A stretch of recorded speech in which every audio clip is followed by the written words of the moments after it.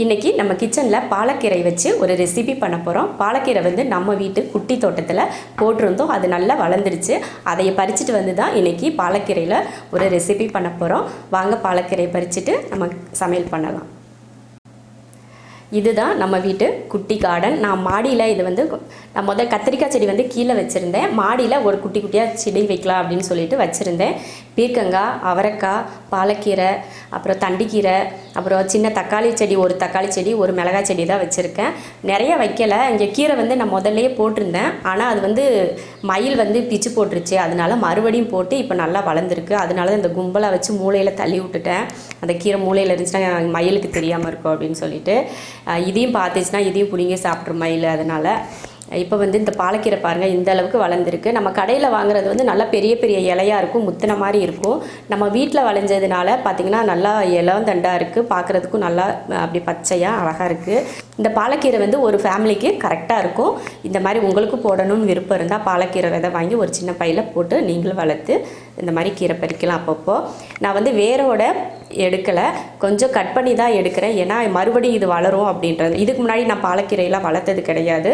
அது மாதிரி நம்ம வீட்டு சைடுமே பாலக்கீரையெல்லாம் யாரும் பண்ணதில்லை. இந்த மாதிரி சிறுகீரை, தண்டுக்கீரையெல்லாம் பண்ணியிருக்காங்க. பாலக்கீரை வந்து வேரோடு எடுக்கணுமா இல்லை கட் பண்ணி எடுக்கணுமான்னு தெரியல. ஆனால் நான் கட் பண்ணி தான் எடுக்கிறேன். மறுபடியும் வளர்ந்துச்சுன்னா இன்னொரு நாள் யூஸ் பண்ணிக்கலாம் இல்லையா? அதனால் இப்போ இதை கட் பண்ணி எடுத்துக்கலாம்.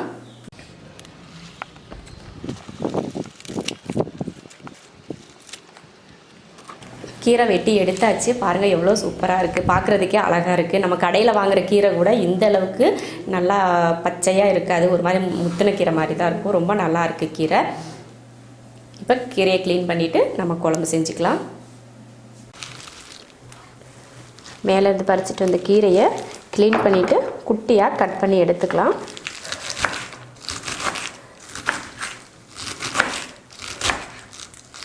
நம்ம கடைய போகிறது கிடையாது, அதனால தான் நான் சின்னதாக கட் பண்ணி எடுத்துக்கிறேன். நான் வந்து கீரையோட தண்டு வந்து நல்லா இளந்தண்டாக இருக்கிறதுனால தண்டோடவே கட் பண்ணுறேன். உங்களுக்கு கடையிலலாம் வாங்குகிறப்போ அந்த தண்டு வந்து முத்தின மாதிரி இருக்கும். அதனால் தண்டை எடுத்துகிட்டு வெறும் கீரையை மட்டும் கட் பண்ணிக்கோங்க. கீரையை இது போல் நல்லா பொடியாக கட் பண்ணி எடுத்துருக்கேன். இப்போ கீரையை தாளித்து விட்றலாம். ஸ்டவ் ஆன் பண்ணி கடாய் வச்சு எண்ணெய் ஊற்றிக்கலாம்.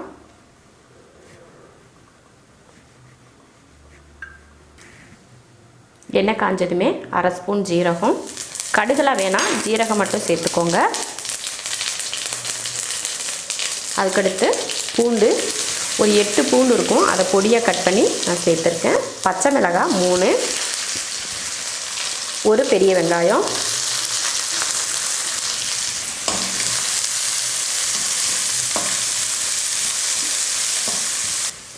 வெங்காயத்தை ரொம்ப கருகிற அளவுக்கு வதக்க வேணாம். இந்த அளவுக்கு வதக்கிட்டு ஒரு தக்காளி சேர்த்துக்கலாம்.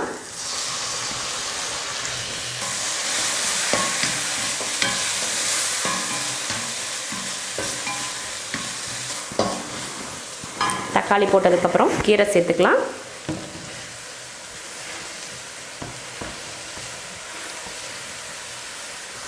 கீரை சேர்த்து நல்லா வதக்கிடலாம். கீரை பார்க்குறதுக்கு நிறைய இருக்கிற மாதிரி தெரியும், வதங்குச்சுன்னா ரொம்ப கம்மியாயிடும்.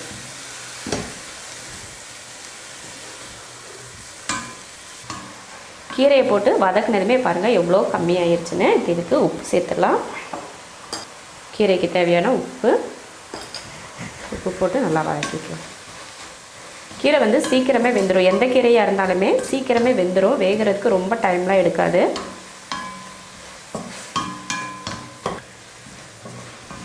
உப்பு போட்டு நல்லா வதங்கியாச்சு. கீரையும் நல்லா வெந்துருச்சு.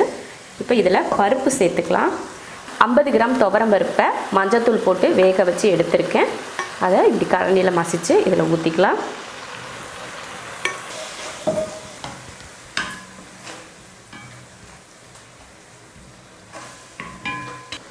கொஞ்சம் மிளகாத்தூள், காரத்துக்கு மிளகாத்தூள் சேர்த்துக்கிறேன். உங்களுக்கு பச்சை மிளகாய் காரமே போதும் அப்படின்னா மிளகாத்தூள் சேர்க்க தேவையில்லை.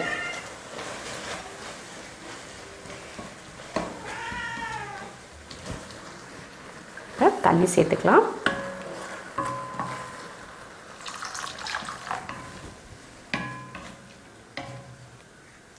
அவ்வளோதான், தண்ணி ஊற்றி கலந்தாச்சு.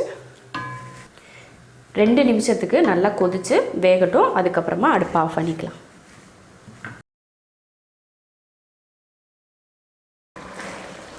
ரெண்டு நிமிஷம் ஆச்சு.